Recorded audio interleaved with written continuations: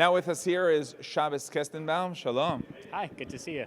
Good to see you. We're here at the IAC National Summit in Washington, D.C. First of all, give us an update regarding the lawsuit against Harvard, your university. What can you tell us what's going on? So as of 2 months ago, a judge ruled, quote, that the facts as pled prove that Harvard failed its Jewish students. We are the first case in American history pertaining to the civil rights violations of Jewish students that will go to trial. This was not settled, this was not dismissed. We are going to go all the way to the court, and we're incredibly proud of our lawsuit as a result. Now, in terms of what you learned from this about what's happening in other universities, I mean, it's your specific lawsuit, but this is happening in many places, right?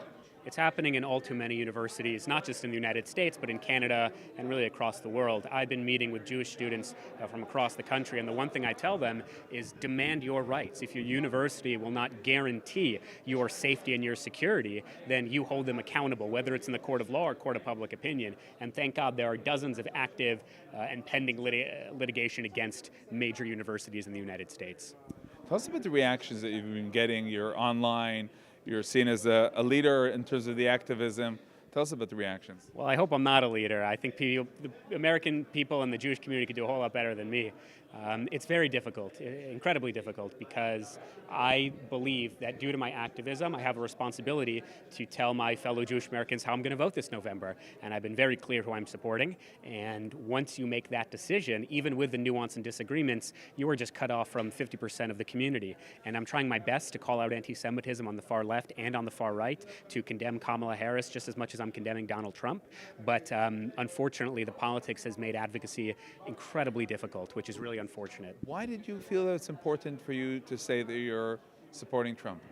Because after 10 months of appearing either nonpartisan or bipartisan, I really felt that the policies the Trump campaign were elevating and promoting would directly alleviate the concerns that I and many Jewish students are raising as we experience anti-Semitism on college campuses. Look, if Kamala Harris wanted to invite us to the White House residence, if she wanted to articulate the exact measures she would do to combat anti-Semitism, I would love to support her. But the reality is she's not met with a single Jewish student since October 7th. Trump has had 4 events in the last 2 months with Jewish students. So would you say that the Democrat Party is becoming more and more anti-Semitic?